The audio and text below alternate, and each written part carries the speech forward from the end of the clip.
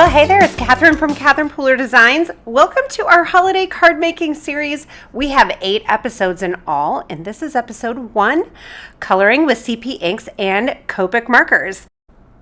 We hope you are inspired by our projects, you learn something new, and you just have a lot of fun. We'll be premiering a new video every Sunday at 8 p.m. Eastern and Wednesdays at noon for the entire month of October. If you miss any or just want to watch again, these will all be on the YouTube channel so you can watch at your convenience. If you are joining us live, we can chat in the chat box on the side. And of course, always feel free to leave us comments below the video. We do read all of them and it makes our day when you guys comment. So thank you so much. Be sure to hit the thumbs up, like this video.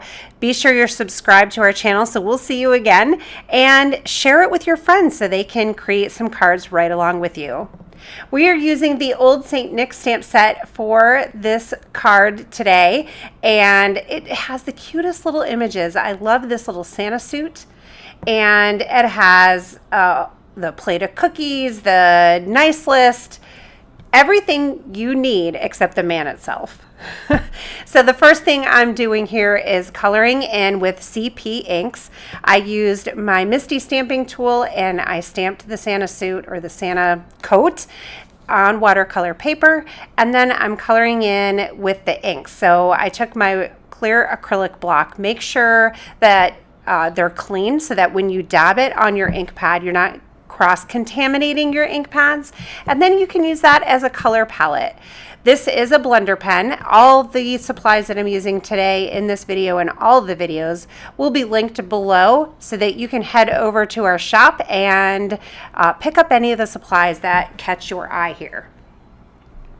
So I'm going in first with Rockin Red, and when you load up your blender pen with ink, when you first hit the blender pen to the paper, it's going to be the darkest. So I like to try to start at the edge of the design and then do a blending or flicking motion into the center. Sometimes I will do kind of a circular motion on the paper. Either way works. You may get a slightly different look with a flicking motion and a blending motion, but just play with the various ways to color in and see which way is comfortable for you and gives you the look that you desire.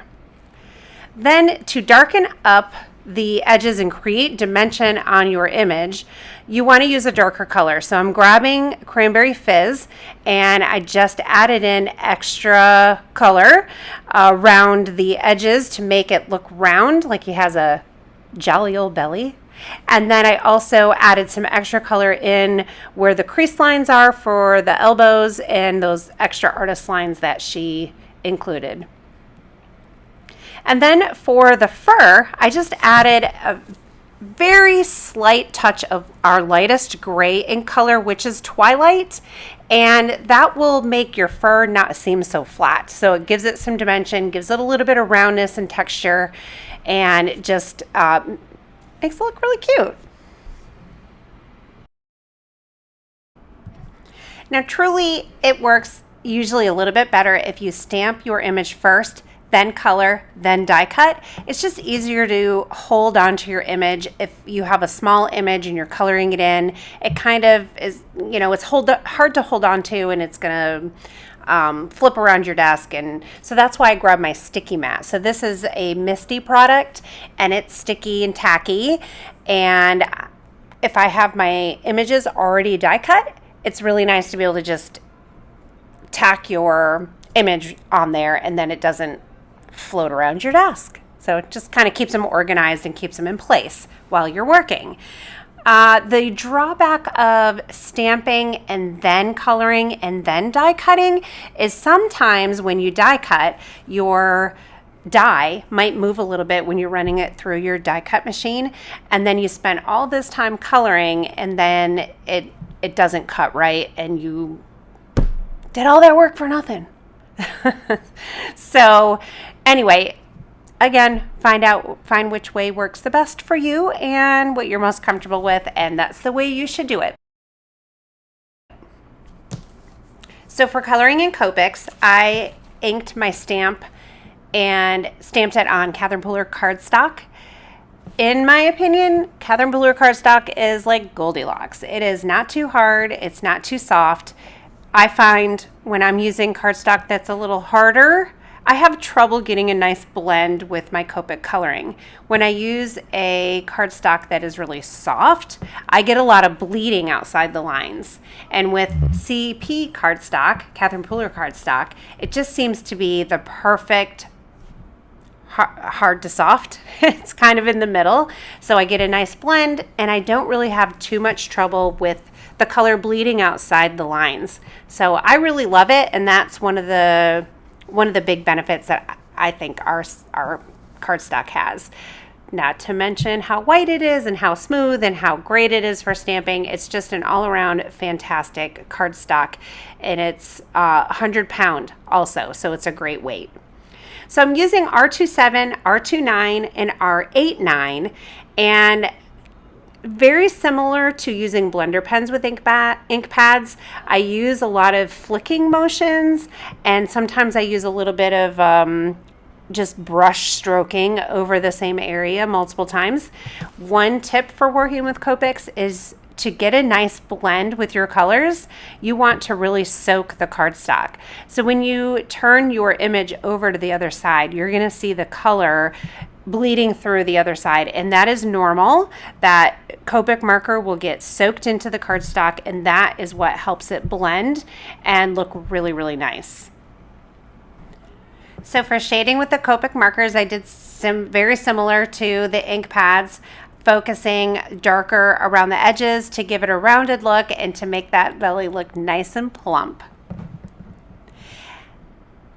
For the fur, I did the very lightest gray that I have in my stash, which is C3, and I used my colorless blender. So I just wanted a very small little touch of gray on the fur trim, and using the colorless blender, dabbing the tip to the tip of the gray marker helps achieve that for you. And we'll talk about that more in a minute, but let's jump over to these adorable scarves. I love the scarves because it's a great way to add in some other color into your cards other than just the red from the Santa suit. Shading on images like this that have a relatively small area is really easy. Just load up your brush with color and then just color it off onto your image. So as you can see, it starts out really dark, and then as the color runs out of it, it gets light, and it's just a really easy, natural kind of way to shade. So I did the whole scarf with lime Rickey, and I think I used all that jazz on the scarf on the top, and that was watercolor cardstock. And on the second scarf, I'm using Catherine Pooler cardstock and Copic markers. So just an all over medium shade on the scarf to begin with, and then I'm going to add some highlighting with a darker color, and I'm going to go back and forth with the medium shade and the dark shade to blend those out. And remember, saturating the cardstock is one of the keys here to get a nice blend. You could also just add in kind of a swoosh of darker color and leave it at that, because that's a cute look too. But if you want it to blend, a couple ways to do that. You can take the medium color, dab the tip onto the darker color, just like I'm doing here, and then color off. And as you run the color out of the light marker, the dark color is going to be used out of it, and it's a natural ombre shading that happens with that. And it's a beautiful, relatively easy thing to do, and it just looks really great. Another thing that you can do, I've been obsessed with this little technique here, inspired by Amanda Fitterer, because I noticed she does a lot of detail work on her images that she colors with Copic markers.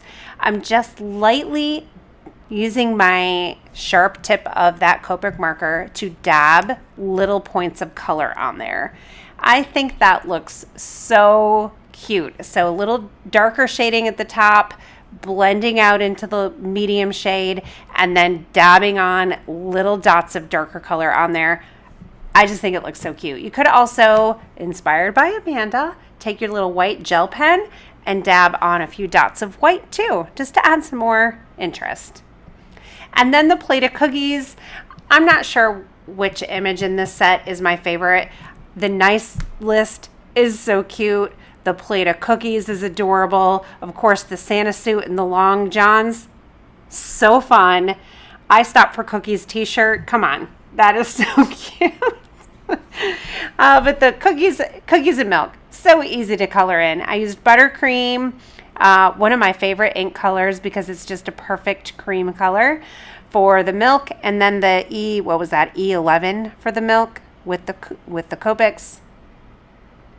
A little bit of pink for the plate and brown for the cookies, and a little bit more dotting going on those cookies. How cute is that?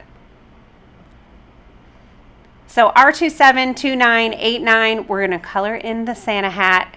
Same techniques and shading principles apply to this. Add in that lighter shade, come in with the darker shade, and then add a little bit more highlighting with the darker shade. And you'll notice I have a little piece of blue tape here. This is Heavy Doodle memo tape. It basically has the tackiness of a Post-it note, and I use it in lots of different ways for my crafting, and one of them is holding on to my die cuts, because it's kind of hard to color in a small little image like this when it's so small. So just turn over your Heavy Doodle memo tape to the tacky side, get your little image on there, and color away. So C3 and 0, the colorless blender, we're going to use that to add some highlighting to the fur. So I'm just going in with the C3 directly to the hat, just along a couple of the edges, and then blending out with the colorless blender. Then watercolor cardstock in the hat and the CP inks. Just made that color palette again with my inks and my acrylic blocks, picking up the color with the blender pen and coloring in. Here comes the piece de resistance. I'm all French now suddenly. I want to add some texture and fun to the fur, so I grabbed the White Puff Twinkle and the White Puff. These are fabulous embossing powders by Wow, and they're going to add texture like fur to the fur on the die cut. It's going to be adorable. So in order to make this easy for myself and not burn my fingers, and these pieces are small, I just added a tiny bit of liquid glue on the back of each of these pieces and added them to a little scrap piece of cardstock. So what this is going to do is basically going to act as a holder for me so that I'll be able to emboss these with my heat tool and not burn my fingers. So I need something for this embossing powder to stick to. So you can use either the Wow embossing pen or the mixed media brush, and just color in wherever you want the embossing powder to go, and then sprinkle your embossing powder over it, dab it off, and then I'm using a paintbrush here to kind of flick away some of the excess that got on the Santa suit in places that I didn't want it. Also, you want to be careful not to cover up the black lines of your image. So I'm just using a little craft pick here to kind of dust away any of the excess that I don't want. Then I'm going to heat, and you can see that embossing powder getting embossed and kind of fluffing up and getting so much amazing texture. So the White Puff is on the hat, so it just gives puffy texture. And then the White Puff Twinkle has a little bit of glitter in it. So both of them are really cool and awesome to work with. Isn't that cute? And then the boots, I used a variety of C Copic markers, so C5, C7, C9, because you don't want your image to be black. You want it to be gray with black detail and black dimension. And then I ended up getting my boots too dark, so I used my colorless blender to actually remove some of that color. So I just kind of dabbed it around or colored around at the bottom of the boot there, and it removed some of the color, and it also gave it a cool texture, so I think it looks really nice. And then we want to add some metal accent details here. So I used my Wow embossing pen to color the buckle on the Santa belt and on the shoes. And then I'm adding on some metallic brass or metallic copper. I'm not sure which one I used, but any metallic gold or silver or brass or copper embossing powder is going to work here. And then I have metal accent buckles. So cute. And then I want a few more little pieces to have on hand to adorn my cards. So one thing I like to do is stamp and die cut and color a whole bunch of images at once, and then I have them on hand for adding to cards. Do you do that? Leave me a comment and let me know if you craft that way. So I'm doing the candy canes.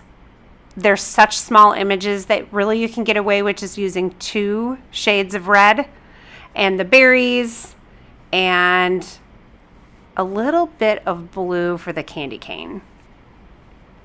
That just gives that white a little dimension so it's not stark white. And then I'm using the same green Copic markers that I used on the scarf, and I'm coloring in the holly for the holly and berries. So I'm blending those greens out, and then I'm going to add a little bit more detail with my darkest green using a couple little dots. I think it looks really cute. I love this little holly and berry image, and I'm vowing to use it on as many cards as possible this holiday season. I think it's really cute to layer and cluster with other images, and it also works on its own, maybe adorning a sentiment or our ho ho ho word dies. It's just such a cute little holly and berry. Holly and berries? Berries. All right, so time to make a card. I took the candy cane stripe from the Better Not Pout pattern paper pack. Here's a look at that paper. Look at those gorgeous colors and the gorgeous prints. We've been using this paper pack like there is no tomorrow around here. And if you remember to cut out of the center there, that is a great way to save paper. So you can see on the left there, that scallop piece, save that for another card, and then cover it up with some of the other scallop and dot layers. And you have a nice frame of the peppermint, and you have some detail with the scallops, and then the square or the rectangle piece has nice stitching around the edge. And I use the Leave a Peppermint Stick for Old St. Nick sentiment. And then as I'm laying all of these pieces out and kind of trying to decide how I'm going to cluster them around, I realized that I kind of would prefer to have the orientation go the other way. So I stamped it again, and then I have room to layer these the way I want. So a couple little candy canes. I added the candy canes there right where it said peppermint. I thought that was cute. And then the Santa coat with the holly and berries. And then down at the bottom, the scarf with the boots. So cute. I love how this card came out. And I've got another one in me. I've got all these cute little images. So let's make another card. So I have the sentiment. No, those are the love notes. The love note dies. I'm going to use those a ton in this series with the holiday one-liner stamp set. And you've probably already seen me use it a bunch this holiday season. There's some nice traditional sayings in there, sentiments for Christmas, and there's some fun ones like, can I refill your eggnog? And I think it's a really cute staple set that you're going to get tons of use out of. And then I have the double duty circle dies, and I just have one of those die cuts, adding that on to another print from the Better Not Pout patterned paper. And then I'm just adhering my nice list, my Santa suit, my little Santa hat, and then the sentiment. Some foam tape for Hope Santa Treats You Well. And then once I got it all on there, I kind of felt like I wanted a little rearrangement of my images. So just a tip, if you're like me and this happens to you, when you're gluing your pieces on, don't push down too hard, kind of just lightly lay them where you think they're going to go. And then they may not, well, really what you should do is not glue them down at all. Just put them on there, figure out your arrangement, and then glue them. But I didn't push them down too hard so they weren't stuck too much, and I was able to move them around. So here's a look at both of the cards I made in this video, and I still have die cuts to make more. Here's some more layering ideas for all these cute little pieces. Lisa Harrell and Amanda Fitterer made some amazing cards for us. This one just uses the stockings. How cute is that? And then here's one that doesn't even use any die cuts, just one layer card on some patterned paper, and it's so cute.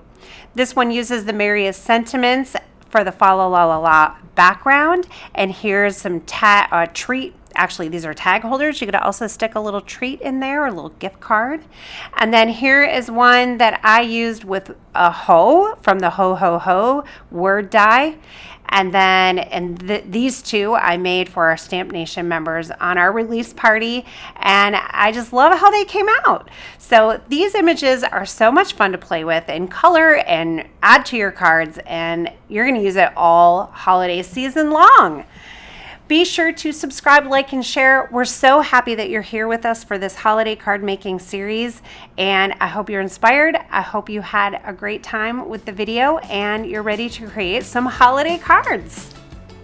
We'll see you again on the next video. We can't wait.